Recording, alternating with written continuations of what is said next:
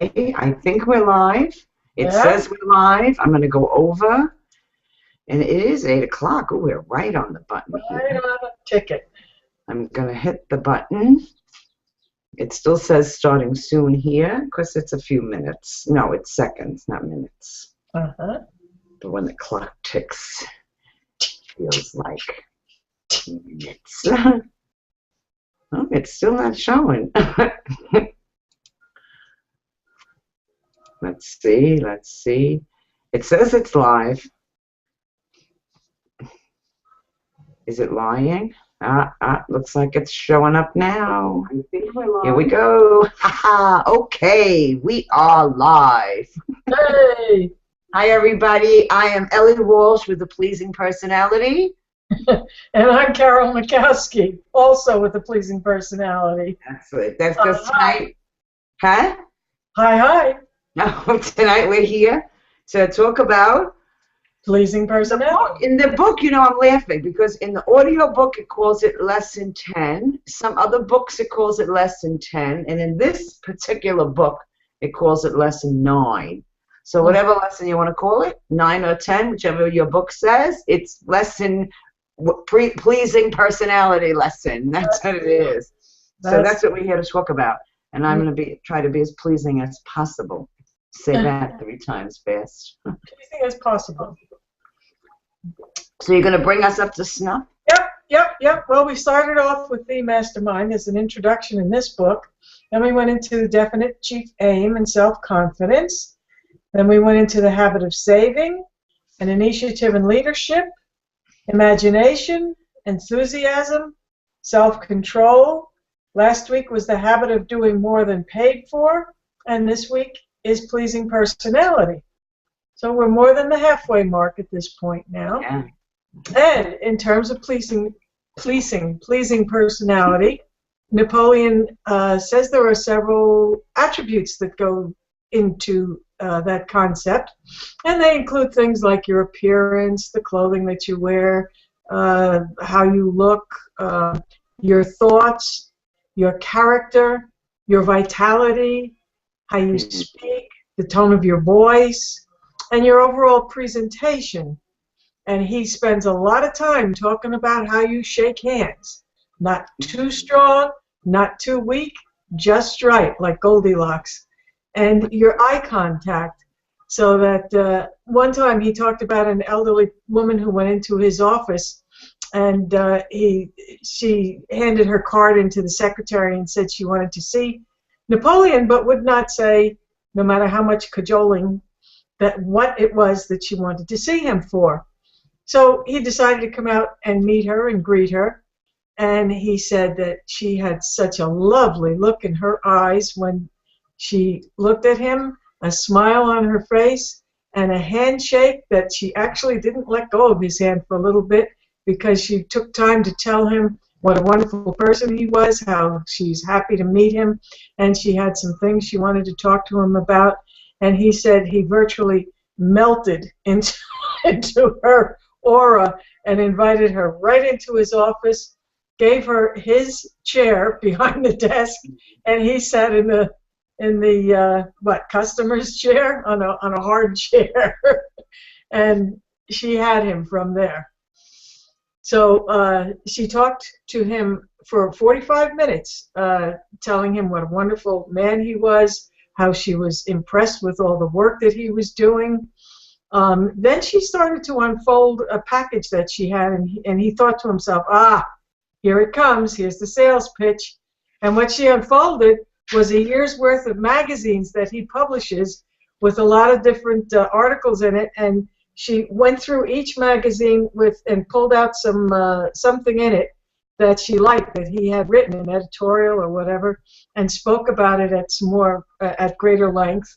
And again, he melted some more. And finally, at the very end, she mentioned something about some securities that she thought he might be interested in. As it turned out, he was not interested in them, but he picked up the telephone, called a friend of his, put her in touch with his friend, who bought a couple of $1,000s worth of securities from her. So she had him. She had him in her grasp.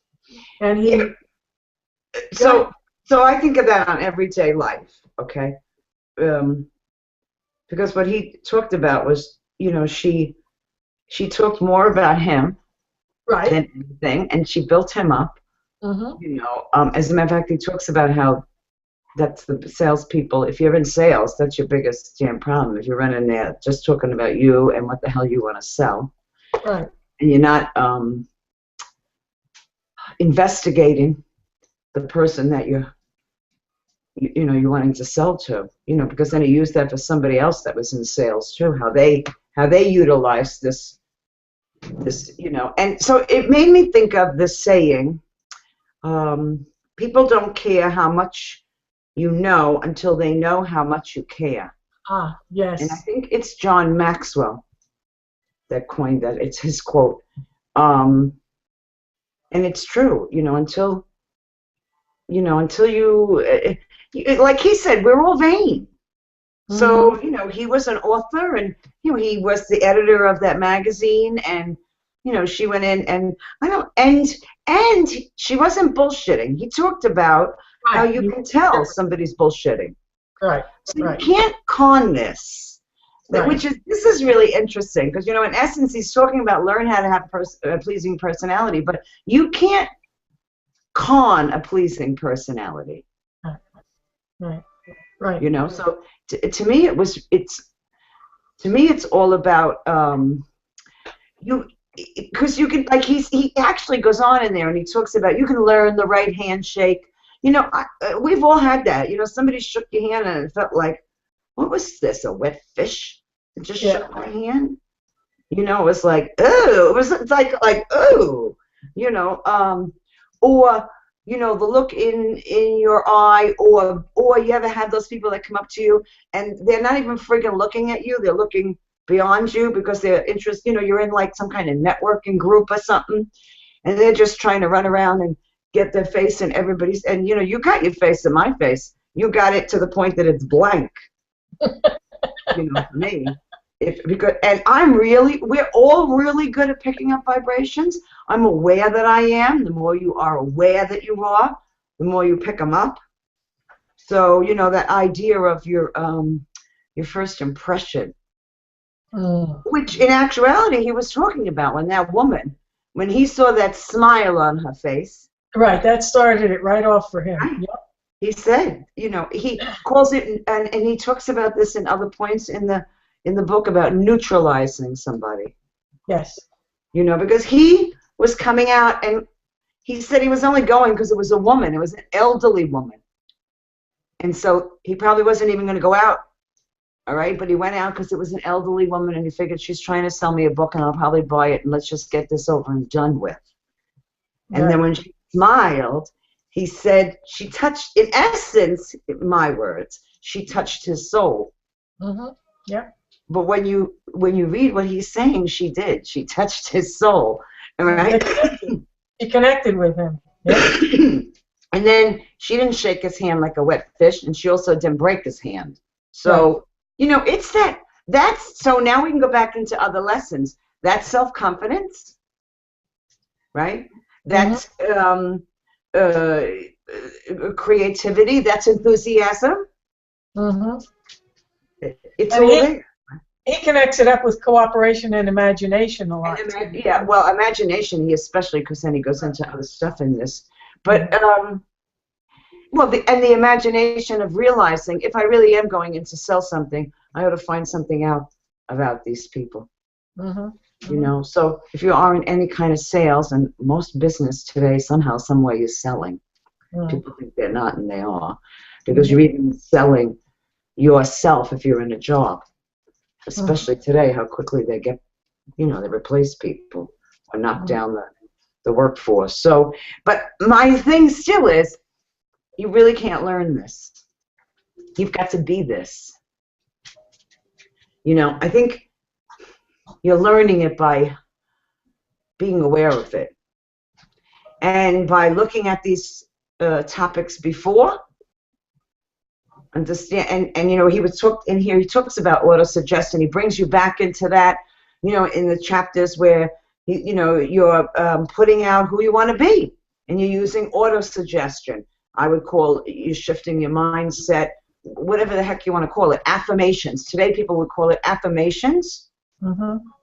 you know, of knowing where you want to go, definite chief fame, right?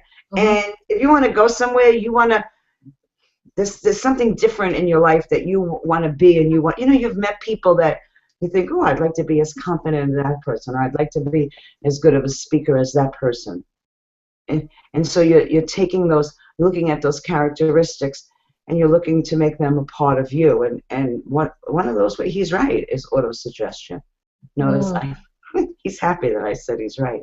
Oh, I'm sure. You know, early on in the book, I forget if it was chapter 1 or 2, whatever, he talked about cause and effect and how important it is to study cause and effect and, you know, see what your effect is on people and what have you. And to me, that fit right into this because, like that woman, studied him, learned about him, read his materials, knew about him, and that certainly caused an effect, which a desired effect, which she wanted. Right. For him, he didn't actually purchase, but he put her in touch with somebody who would. Right. Right, and better than he would have purchased, right. Better than she was expecting to sell even. So she impressed him so much. Mm-hmm. You know, the other end of it, I mean, he talks so much again about law of attraction in here. In the last several pages, you know, so much about developing you. So my mind in that is, if you don't have a pleasing personality, okay, you need to look at that. And again, I think if you're following this book and you're following the suggestions in it, you're starting to become aware of. If you don't have a pleasing personality, it's because you feel like life crapped on you. Okay, it is, okay? Somehow you're a victim, or somehow you're not worthy. There's no other reason not to have a pleasing personality. If you are enjoying and embracing life, if you are appreciating, you end up with a pleasing personality. You don't even have to work at it. If you appreciate, you exude appreciation. If you appreciate, then you are able to appreciate those people in front of you. That he actually calls it at one point vibration. Then he calls it telepathy. Yes. That's his word for it. Then when you walk into the room, you could learn the right way to look at, smile at somebody. You could learn the right handshake. But if you don't have, what did he call it? Oh, earnestness of purpose. Mm-hmm. Earnestness of purpose. If you don't have that, okay, your vibration will put it out. Telepathy, he calls it. But then he talks about law of attraction anyway. So now think of that. To me, that's that mentality. If your mentality is all in, what's in this for me, what's in this for me, always, okay, then you don't got a pleasing personality. You know, and I'm not, you know, it's good to get things for you, but if that's where your thinking is what's in this for me, and what's in this for me, and what's in this for me, you're not appreciating what's in front of you. And you're looking at life as a struggle instead of a journey. Mm-hmm. You know, actually, Ellie, he does talk about some ways to develop some of these attributes. Yeah, I don't believe him, but well, I mean, you can because you're doing personal development work, okay? If you do the personal development with it, exactly. And I had to crack up laughing, but I think it's interesting. He says, imagine a boardroom or some kind of a table, and pick some people that you're aware of that could be alive or dead, doesn't matter, people you know, people you're not acquainted with, but whose attributes that you like, and sit them around the table, and then just observe them talking back and forth, and you know, watch, focus on them, and pick up, what's the word I want? Let it imbue yourself with those with those attributes. Just soak it in. Soak it in. Right. And, I agree with that. That means you're on the personal development pathway. Right. And then he says through self-control also that you need to control your thoughts and keep them positive. Again, self-development. And let me see, there was a third thing he said. A particular person who you like, whom you're attracted to, and you think is praiseworthy. Study them. Study that particular person. And if it's somebody that you know, compliment them on their attribute. As long as it's coming from the heart and not one of those phony baloney things. Right. And that's when he talks about law of attraction. Mm-hmm.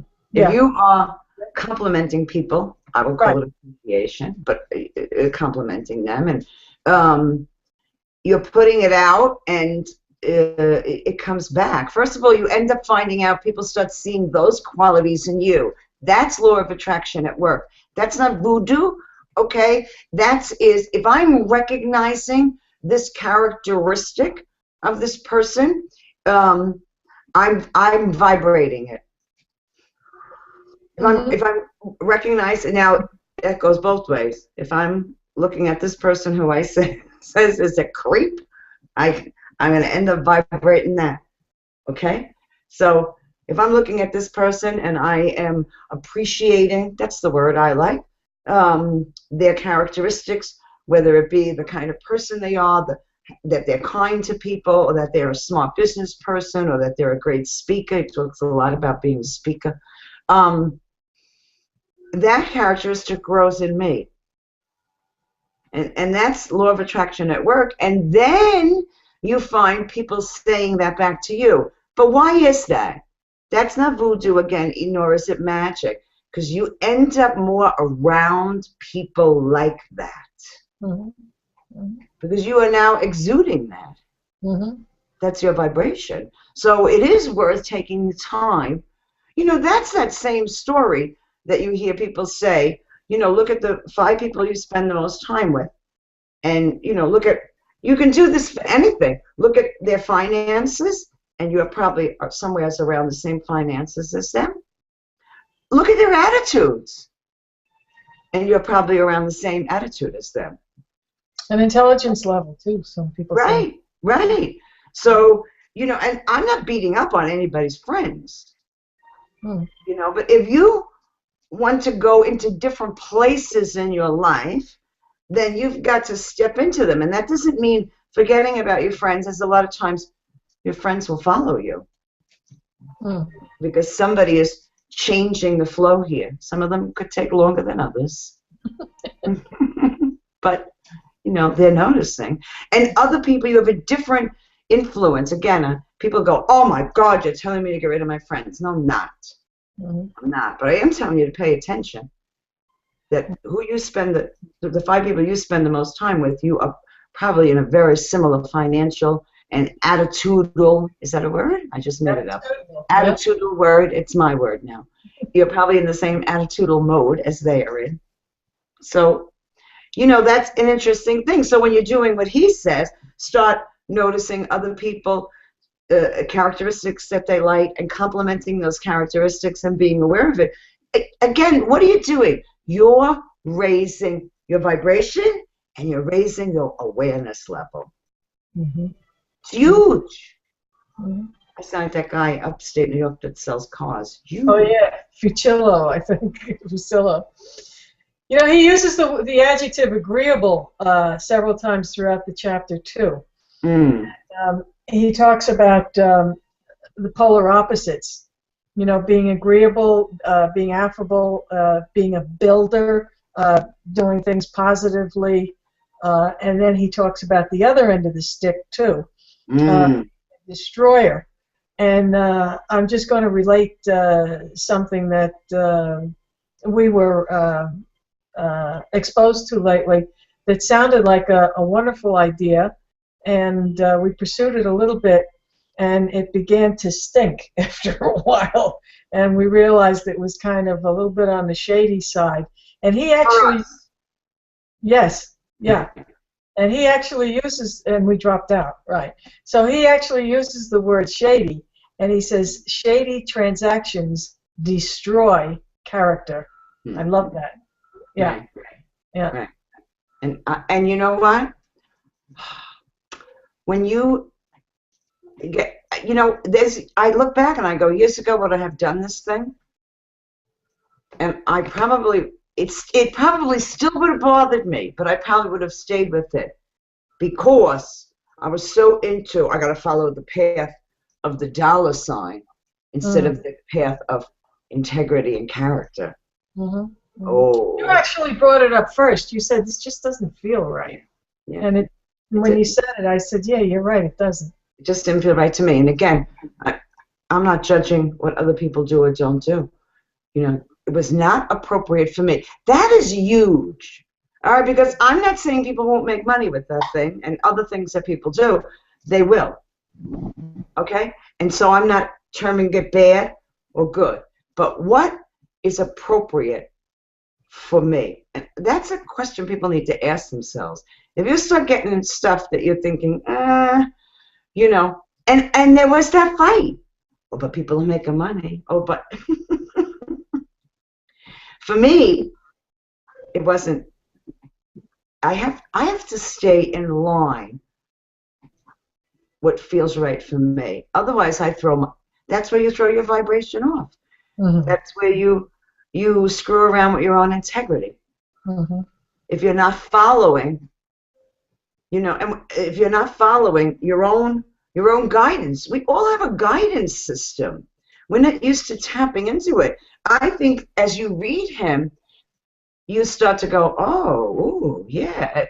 You tap back into, any kind of books like this, you tap back into that guidance system. That's never gone away. It's never gone away. It was always there. But, the committee members in the head, they're like freaking noisy.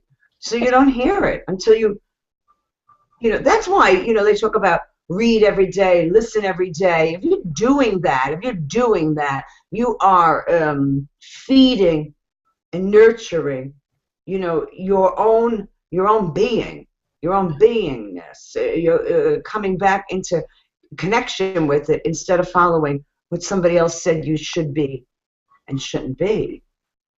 I laugh all the time because I thought this book, I'm going to hate it. Okay, and I don't hate it. Although I was not interested. He wrote all about damn Caesar and whatever. Okay, I can't say I wasn't interested. He had that thing that went on with Mark Antony and Caesar in here, right? I come here to bury Caesar, not to praise. Right. It was a very interesting. It was a very interesting thing to read. Right. Okay, it really was when you saw how this guy Antony was. He was a good salesman. He handled that well. Okay, but he was crafty. So one way or the other, whatever. And then he went into like 3 different business ideas. So, did they really have a lot to do with pleasing personality? They didn't. I guess they fit here, and you realize, my God, what a mind this man had. And for me, reading this was it was like an idea stirrer. And how he talked about how you deal with this person and you deal with that person, and I was like, this guy was magnificent in the ideas. That's exactly how he melded imagination and pleasing personality. He did because he said you have to be able to sell your idea to people, and if you have your facts straight and your presentation is positive and you're agreeable and pleasant, bingo. Well, so in essence, what he is saying is you can have imagination and creativity all you want, and if you're not got a pleasing personality. But wait a minute, we've watched Shark Tank, all right, where they've said to the people, you have the idea, but you don't belong presenting it. Right, right. So then there's that part. It doesn't mean they're not pleasing, okay? They just weren't business people. But, business presenters anyways, you hook up, and he actually talks about ideas where you hook up with other people that can do different things. Right. Right. It was really great to read it. To read, I think he stirs up more ideas in you. You know, no matter what kind, even for the business we do, and it has nothing to do with what he's saying in here. You go, oh no, I got some like good, like it got the gears turning a little differently, you know. Well, And he so came right out and he said, find out, in one of those 3 examples he gave, he said, find out what the people want and produce it. right. So in our case, you know, it's not a physical product necessarily that's produced, but it's a concept and a training package that's produced. So yeah, find out what they want and give it to them. So what that really is about is find out who they are. Yeah. You know, which he always talks about. You know, doing your homework. There was some point in here where that other chapter, which was I guess last week, do more than you're paid for. Uh-huh. And I don't know if he actually mentioned it, but as you read it and he says this one did this, and they go a little above and beyond. Right. Right. You know, and that to me is all about if you've stepped into what you want to do and you have that self-confidence. And always goes back to, have you set out your chief definite aim, which I would call your why, or your intentions? Do you have that in front of you? Because go back to the beginning of the book, he talks about you should be reading this, you should be, you know, you should have it in front of you. So, you know, I don't, you can learn a pleasing personality because you have been doing these other things, and this where he's talking about, you know, watching other people and all, and you are making adjustments in you. You can't learn it like you can learn how to, you know, screw a screw or use an electric drill or a saw. You can't learn pleasing personality like that. It's about what I would call shifting. Yeah. Oh, absolutely. Yeah. Shifting, and I think truthfully, stepping into who you really are, because I believe truthfully we all are, and then we get afraid, and then we feel vulnerable, and then we feel less than, and that's those defense mechanisms where I have to defend myself and freak them and who they think they are, or like Brutus did in that Caesar play thing. You know, he thought he was hot shit. And he got in trouble. That was the end of him. Bye-bye, Brutus. Brutus got screwed because Mark Antony understood that crowd. That's what it was. Antony understood that crowd, right? He's actually a mob, yes. Right, and he understood how to deal with them. And he paid attention to them as he talked to them. Right. You know, he was saving his ass is what he was doing. Yeah.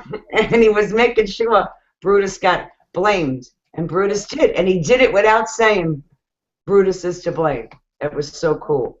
Oh, he kept calling him an honorable man. That's right. I know. I was dying. I thought, I don't know how you did that, honey. Right. So this was, you know, again, sometimes you look at the names of these and you think, oh, crap, what is this about pleasing personality? Apparently, I'm not very pleasing when I say that. Well, it was an interesting, a questioning personality. It was, yes, I have a tendency to have that. So it was an interesting read, though. It was. It always stirs up other topics in me. Yeah. Well, he always has something to say, and I just love the way he keeps looping it around and bringing in other stuff, and he brings them all in, though, right? Ending. Right. What he's saying to you is, if you're starting here and you ain't done that other stuff, yeah, right, probably ain't happening. Right. You know, unless you've done this other stuff. And he also talked about that any of the principles in this entire book, none of them are new. Right. They're age-old principles. You know, and I mean, really, to some degree, isn't it the golden rule? Yeah. Isn't that what a pleasing personality is? That's his last chapter, the golden rule. And isn't that what a pleasing personality is also, though, part of it? Yes, I would say this all is the golden rule. Do unto others as you do unto yourself. If you would just do that, dealing with life. Well, he also mentions in the very beginning of the book, I mean, he talks about that this is focused on business, but he throws in a little bit here and there that, this is for your life. This is for your life. I don't care if you're in business or not. Oh, not. Right. This is for your life. He gives some great, like in this chapter, one of the biggest amounts, I think, of business ideas he gave in this chapter. Oh, yeah. But all the chapters, he gives some tidbits of it. This was the biggest. But again, and that just gets your thinking process. But this, if you were saying, I don't even want to be in business, which actually he says everybody wants to be in their own business. Yes and no, I guess, with that. But he says every normal person. Yes, he says normal. And I thought, I don't know. I've never been called normal a day in my life. Okay, so. I believe that it doesn't have to do anything to do with business. It just has to do with life. If you want to really enjoy life to its fullest and live into who you are, which is imagination and self-confidence and enthusiasm and initiative and leadership, whether that initiative and leadership is about the PTA meeting, which is very important, by the way. If you're involved with your schools, they need you. So, or any other club or something you belong to. This is a recipe, because it's not a do this, do this, do this, do this, which is what I like. This is more about seed planting.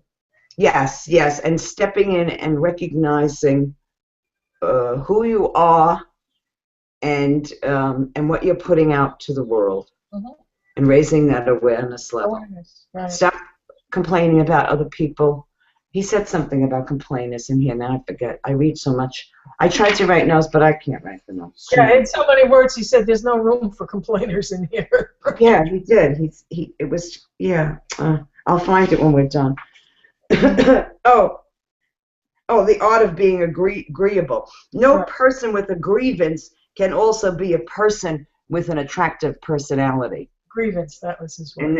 And so it's a pain in the ass person that complains. That's what that means. So that's the way you say it in 2014 time from Ellie. That's the way Ellie says it.